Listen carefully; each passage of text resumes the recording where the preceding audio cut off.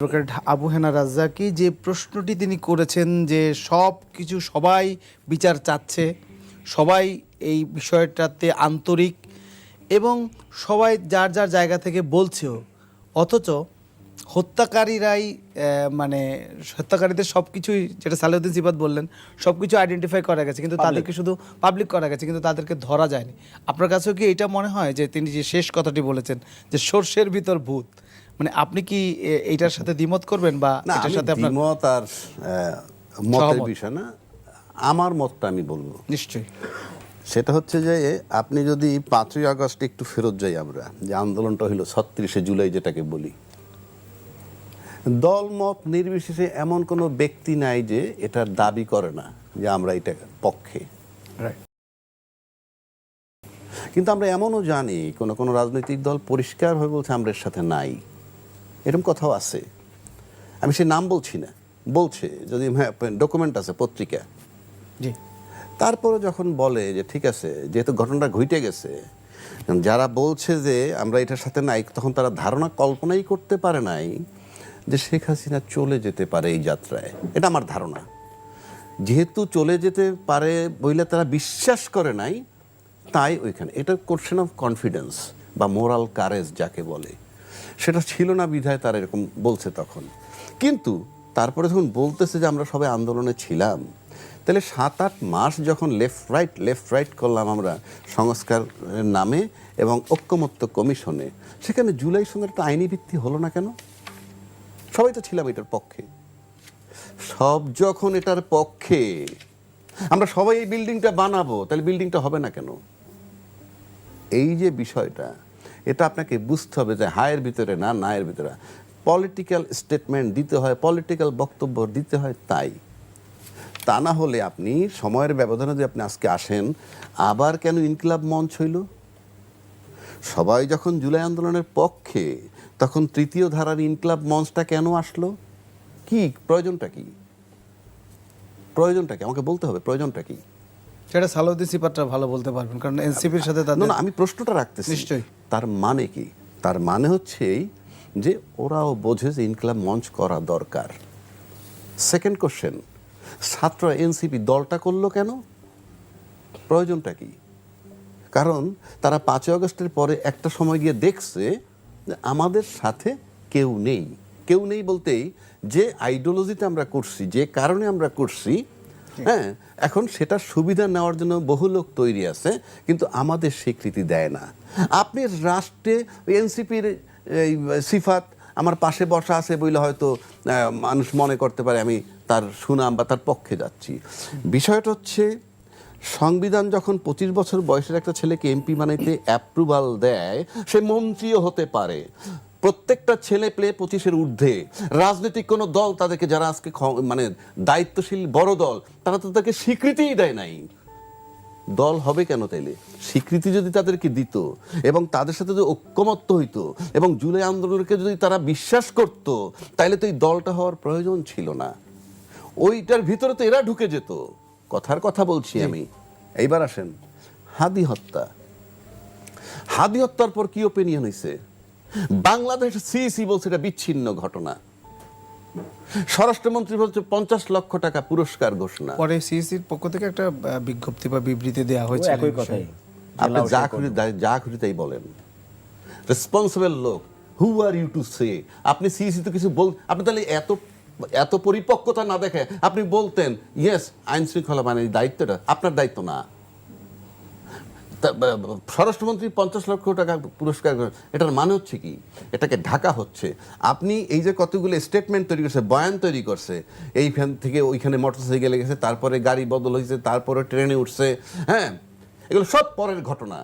এগুলো পরের ঘটনা বলতে এটা এইদিকে মনোযোগ রাখে তাদেরকে সরানোর জন্য সুযোগ দেওয়া হয়েছে। অ্যাডভান্স বইলে দিছে যে সে পগার পার চলে গেছে।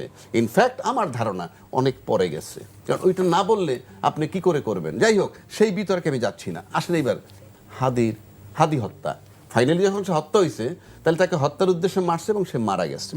আচ্ছা, হাদি জীর্ণ শীর্ণ একটা বাড়িতে তার জন্ম, ঝালকাঠি জেলার নলসিটি উপজেলায়। আমি ভাই তার পক্ষ গুন গাইতে এখানে আসি নাই। I am telling the reality. সে ওই জীর্ণ শীর্ণ বাড়িতে জন্ম, তার আসছে এখানে, গার্জিয়ানলেস, লোক নাই, দল নাই, রাজনৈতিক দল তার সাথে নাই। হ্যাঁ, হয়তো ছাত্রদের যে এনসিপি, তারা হয়তো তার আইডিওলজিটাকে সমর্থন করে, বা তাদের সেম আইডিওলজির তো যোগাযোগ থাকতেও পারে, that is not the issue. But ব্যক্তি হাদির কি ছিল? রাস্তার মধ্যে দেখি তাদের টাকা দিচ্ছে, সেটা পকেটে নিচ্ছে, হাসতেছে, টাকা নিচ্ছে, সে মুসাফিরের মতো একটা লোক, বোঝা যায় মুভমেন্ট, পোশাক, সব কিছু বোঝা যায়। এই যে মুসাফির, একেবারেই সাধারণ। মুসাফির শব্দটা কিন্তু খুব কঠিন। আপনি বলতে পারেন ফকির, ফকির গরিব না, ফকির, ফকির শব্দ অন্য। তো ও এই যে মিসকিনের মতো চলা, তার মুসাফির, he was accepted by the almighty. আপনি এইবার আসেন, ওই ব্যাখ্যাটা আমি পরে যাই। জি। হাদিকে হত্যা করলো কেন?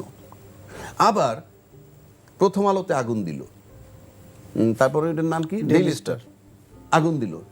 You believe it or not, আমি হাদির গুলো যেমন নিন্দা করি, একইভাবে সেটাকে নিন্দা করি। কিন্তু মানে এইখানে একটু আপনাকে বলি যে এইটার সাথে এইটার আসলে কোনো সম্পর্ক আছে? এক নাম্বার 2 হচ্ছে যে এটা কি হাদির হত্যাকে মানে এক ধরনের ম্লান করে নাই? এই না না, আমি ওই ম্লানে যাচ্ছি না, আপনাকে যাইতে হবে, you are to reach to the root. যেমন আপনি যদি কোনো অসুখ নিয়ে ডাক্তারের কাছে যান, সে কি করে? আপনার প্যাথোলজিক্যাল টেস্ট করে, আপনার ব্লাড টেস্ট করে, আপনার কি বলে, এটা কি বলে, সিটি স্ক্যান করে, অনেক কিছু করে। যা যা প্রয়োজন। কারণ হলো রোগটা খুঁজে বের করার জন্যে। আপনি হাদিকে মারলো কেন? এটাকে আপনি খুঁজে বের করতে হবে, কেন মারলো সেই জায়গাটা যেতে হবে। তা নাহলে হাদি মারা যাওয়ার পর যে পার্শ্ব প্রতিক্রিয়া হয়েছে, আমি নিশ্চিত করে বলতে পারি যারা করেছে তারা তাদের অজ্ঞতা, মূর্খতা, তাদের ধারণা ছিল হাদিকে গুলি করলে মেরে ফেললেই, ধরেন মরছে 7 দিন পরে, মেরে ফেললেই হাদির মতো যারা চেতনা নিয়ে বাজারে আছে তারা ভীত সন্ত্রস্ত হয়ে বাসায় ঢুকে যাবে, ভীতি তৈরি করে, ভীতি তৈরি করা আমার ব্যক্তিগত ধারণা। কিন্তু পার্শ্ব প্রতিক্রিয়াটা এমন হয়েছে যে এখন তারা উল্টা ভীতির মধ্যে পড়ছে পার্শ্ব প্রতিক্রিয়া দেখে। সে পার্শ্ব প্রতিক্রিয়াটা কি? চিকিৎসার জন্য সিঙ্গাপুরে গেছে। বাংলাদেশে বহু মন্ত্রী লাইন দিয়ে পিপিলিকার মতো যায় চিকিৎসা করতে সিঙ্গাপুর, যায় না? নিশ্চয়ই যায়। কার খোঁজ নিতে যায়? হাসপাতালে পররাষ্ট্রমন্ত্রী। আমি লিখে দিতে পারি, বাংলাদেশের কোনো মন্ত্রী এসে বলতে পারবে না যে আমি যখন সিঙ্গাপুরে চিকিৎসার জন্য ছিলাম, ও সিঙ্গাপুরের অমুক মন্ত্রী এসে আমার খোঁজ খবরছে। আমি নিশ্চিত, 100 বার নিশ্চিত। কারণ ওইরকম একটাকে পাইলে এই ছবি বাজারে 15 বছর ধরে চলতো। কিন্তু সেখানে সিঙ্গাপুরের পররাষ্ট্রমন্ত্রী এসে খোঁজ খবর নিচ্ছে। যদি বলেন সেটা ইউনূসের বদৌলতে হোক না, আমাদের দেশে আগে মন্ত্রী যখন গেছে তাদের তো প্রধানমন্ত্রী কেন থাকতো, খবর নিছে। নেয়ার পর কি হয়েছে? উনি আবার তাকে টাইম টু, উনি নিজে পেশায় একজন ডাক্তার এবং উনি খোঁজ খবর রাখছেন, হাতে কলমে ডাক্তারি না করেন, এটা বোঝেন। তারপর উনি বার্তাটা দিছেন, অথেন্টিক বার্তা। তারপরে এখানে হাদি মারা যাওয়ার সাথে সাথে আমি ওই ঘটনার দিন বলি, কিছু লোক যাচ্ছে জানাজা, আমি তাদের দুইজনে, কোথায় যাচ্ছেন ভাই? অন্তদন্তে হাদির জানা যায়। কেন? আমি প্রশ্ন করলাম কেন? মনের টান। সিম্পলি তার রিপ্লাই ছিল মনের টান। অনেক রিক্সাওয়ালা রিক্সা ভাড়া নেয়নি, আমি একজন পেয়েছি, হাদির এখানে যাবে, রিক্সা ভাড়া লাগবে না। আমি একটা ফিলিংস বলতেছি, এটা একটা অনুভূতির ব্যাপার। অনুভূতির ব্যাপার। অনুভূতি কখন হয়? যখন আল্লাহ তাকে অ্যাকসেপ্ট করে, তার ঘটনা কোথাও টাচ করছে। টাচ না করলে হইতো না। আমি শেষ করি, একটু শেষ করবেন। আপনি তো কল্পনা করতে পারবেন যে তার জন্য রাষ্ট্রীয় শোক, তার জন্য পতাকা অর্ধনির্মিত, তার লাশ বহন করছে দেশের জাদ্রেল বাহিনীর লোকেরা। Think about it. এটা আপনি জোর করে দিতে পারবেন না, এই সম্মান আপনি জোর করে দিতে পারবেন না। ওখানে ইনকিলাব মঞ্চের গিয়ে সেক্রেটারি ভাষণ দেয়, সেখানে প্রধান উপদেষ্টার পাশে দাঁড়াইয়া স্বরাষ্ট্রমন্ত্রীর কাছে কৈফিয়ত চায়, 24 ঘন্টার মধ্যে আপডেট দেন লাস্ট 7 ডেজ কি করেছেন। এই যে বিষয়গুলা, এগুলো আল্লাহর তরফ থেকে আসছে। এই বিষয়টা জনাব রাজ্জাক আমরা বুঝতে পেরেছি এবং আমরা সেটা দেখেছি, লাখো মানুষের যে আবেগ সেটা। কিন্তু আমরা যেটা বলতে চাচ্ছি যে হত্যার বিষয়ে আসলে যে সুনির্দিষ্ট বক্তব্যের কথা বলছে জামাত, এখানে দেয়া হয়নি। এর আগের দিনই প্রধান উপদেষ্টা বলেছেন যে তার হত্যাকারীদের জাতির উদ্দেশ্যে দেওয়া ভাষণ, একটা হাদির মৃত্যুর পর একজন প্রধান উপদেষ্টা জাতির উদ্দেশ্যে ভাষণ দিয়েছেন সেই রাতে, সেখানে হত্যার কথা কিছু বলেনি এবং না নিশ্চিত করা হবে তিনি বলেছেন। কিন্তু আবার জামাত যেটা বলল যে জানাজার দিন, যেটা সিফাতও বললেন, সেদিন আবার বলার কথা বলছেন। আসলে হত্যার বিষয়টা আমি আপনার কাছে জানতে চাচ্ছি, সেই বিষয়টা এখনো খোলাসা হচ্ছে না। হাদির প্রতি মানুষের সিম্পাথি সেটা না, হত্যার বিষয়টা খোলাসা হবে না তো। আমি বলে দিচ্ছি, হত্যার বিষয়টা খোলাসা হবে না। এটার সাথে রাজনীতি সম্পৃক্ত, এটার সাথে পরিষ্কার রাজনীতি সম্পৃক্ত। পরাজিত শক্তি এটা করেছে, কোনো সন্দেহ নেই। আমার ব্যক্তিগতভাবে পরাজিত শক্তি করেছে। তা পরাজিত শক্তি যদি করে থাকে, সে একটা আতঙ্ক সৃষ্টি করার জন্য করছে। এখন পার্শ্ব প্রতিক্রিয়া কিন্তু ব্যাপক হয়ে গেছে, এটার সাথে অনেক কিছু ইন্টারলিঙ্ক হবে। এটা কেউ কেউ বলেছেন, আমাদের প্রয়াত প্রেসিডেন্ট জিয়াউর রহমান সাহেবের যে জানাজার পরে এটা হলো সবচেয়ে বড় বৃহৎ জানাজা। এবং এখান থেকে দুইটা ঘোষণা আসছে। একটা ঘোষণা এলো, এখানকার যে উপদেষ্টা ধর্ম বিষয়ক, উনি বলছেন, আমাদের প্রধান উপদেষ্টাও বলছে, আমাদের অস্তিত্বের প্রতি এটা হুমকি। এই হাদিকে গুলি মারা বা তাকে হত্যা করাটা অস্তিত্বের প্রতি হুমকি। আবার ধর্ম বিষয়ক যিনি, তিনি বলছেন যে হাদি হইল বিপ্লবের প্রতীক। আপনার দুইটা জিনিস মাথায় রাখতে হবে। ওয়ান ইজ অ্যাকসেপ্টেড, দুইটা জিনিস অ্যাকসেপ্ট করা। এক হইল দেশের অস্তিত্বের প্রতি হুমকি, কে বলছে? প্রধান উপদেষ্টা। আরেকজন বলতেছে বিপ্লবী হাদি। এখন আসেন, এটা দিয়ে তৃতীয় ধারা বাংলাদেশে শুরু।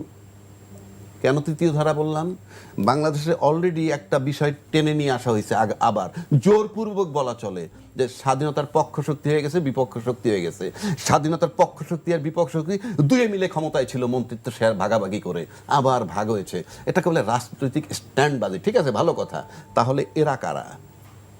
এরা কারা? ওই এক দল মুক্তিযুদ্ধের পক্ষে, এক দল মুক্তিযুদ্ধের বিপক্ষে, আমি মেনে নিলাম তর্কের খাতিরে। এরা কারা?